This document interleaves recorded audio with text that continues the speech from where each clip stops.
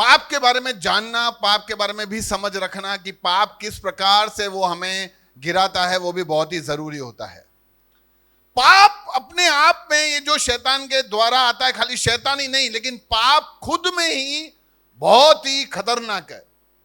ये पाप ही है जो हमें ईश्वर से दूर कर लेता है।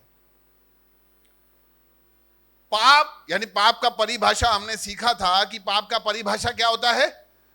जब भी हम परमेश्वर के खिलाफ कुछ भी करते हैं, हम उसको क्या कहते हैं, पाप कहते हैं। लेकिन आज हम थोड़ा और गहराई से इस पाप के बारे में समझेंगे। पता नहीं इतनी बार हमने सुना है, लेकिन एक बार और, पड़ोसी को बोलो एक बार और, पूछ भी लो भाई, एक बार और चलेगा? चलेगा, नहीं तो हम भैया को ना बोल देवे, फिर बोलो जाने दो, वो सुनने वाले नहीं है।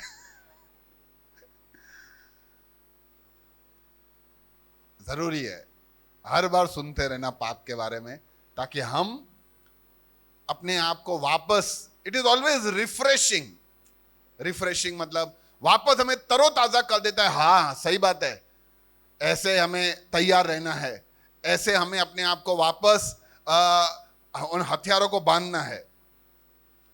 पाप है ना, पाप बहुत ही, मैं ऐसा बोलूं, गंदा है। सब बोलो गंदा। खाली ऐसा नहीं है कि ये परमेश्वर से दूर कर देता है या गलत काम को करने से हमें भटकाता है, सही काम को करने से रोकता है, ये बस खाली उतने तक सीमित नहीं है। पाप करने, अरे यार प्रभु के खिलाफ करवा दिया, अरे यार गलत काम कर, ऐसे खाली वो नहीं है। पाप खुद में इतना भयानक से ज्यादा बेहतर है कि गंदा है। ऐसा कोई बात है जिसको देख के आपको उल्टी आता हो? ऐसा कुछ है ऐसी कोई चीज? अरे वो बहुत अच्छा है।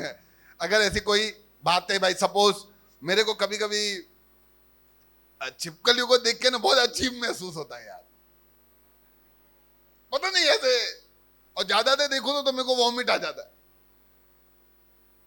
भाई अभी ज्यादा बात नहीं करूंगा, इधर ही ना आ जा।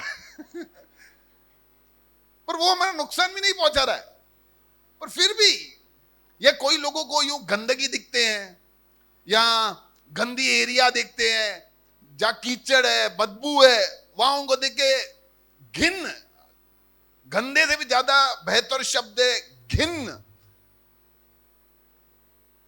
पाप उससे भी गया गुजरा है। यानी मैं ऐसा बोल सकता हूं कि पाप से गया गुजरा कुछ भी नहीं है, वो सबसे सर्वश्रेष्ठ स्थान पे है और वहीं पे बना रहेगा, गंदगी में। पाप एक्चुअली करता क्या पता है कि जैसे हमारे पास कीमती कोई पत्थर हो, कीमती पत्थर यानी कोई भी कीमती मेटल हो, जैसे सोना। सोने के ऊपर आपने कभी, आप सबके पास तो होगा ही, आपने कभी देखा कि सोने के ऊपर कट लग गया हो? कभी देखा है? नहीं ना, क्योंकि सोना क्या एक ऐसा धातु है जिसके ऊपर रस्टिंग, कट लगता नहीं है, काट नहीं लगता है, जंग नहीं लगता।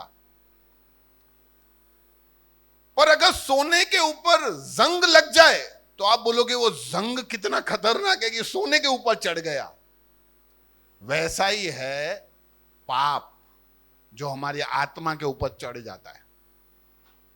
जैसे कीमती धातु के ऊपर जंग का चढ़ जाना, वैसा ही आत्मा के ऊपर पाप का चढ़ जाना ही के बराबर है। यानी पाप इस तरीके से हमें बर्बाद कर देता है।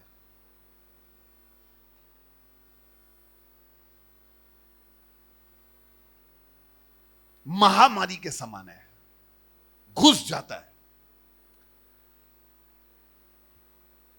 जैसे आप सोचो उस व्यक्ति के प्रति, या अगर हम में से किसी को एड्स हो जाए, अभी एड्स बीमारी का नाम सुन के ही खुद में ही लोग डर जाए, एड्स एड्स एड्स, हाँ तो भाई खाली एड्स ही है, उससे भी गया गुजरा है पाप। तो हम समझें कि ये पाप कितना भयानक, कितना गलत और कितना घिन है जो हमारे जीवन में आकर हमारी वाट लगाता है, हमको तहस नहस करता है और हमें गिराता है ताकि हम ईश्वर से दूर हो जाएं। देखो, पाप के बारे में जानना, समझना, सीखना इसलिए जरूरी है, नंबर 1, कि अब हम लोग पाप में ना गिरे, ना फंसे, नंबर 1। और नंबर 2, हम अब दूसरों के लिए ज्योति भी बन जाएं। आके कोई पूछना चाहिए, अरे रमेश भाई, अरे सुरेश भाई, आप तो पहले बहुत दारू पीते थे। अरे राम भाई, आप तो पहले पीते थे, अभी कैसे बंद कर दिया? तो यस, चलो, प्रभु ने मुझे ज्योति बनाया, अब मैं तुमको बताता हूं कैसे बंद हो गया। समझे? तो 2 बातें हमेशा, एक तो हम ना गिरे, तो खाली प्रभु का मकसद ये नहीं है कि हम पाप से बचे रहें और ना गिरे, दूसरा मकसद ये भी है कि अब हम ज्योति बनकर चले।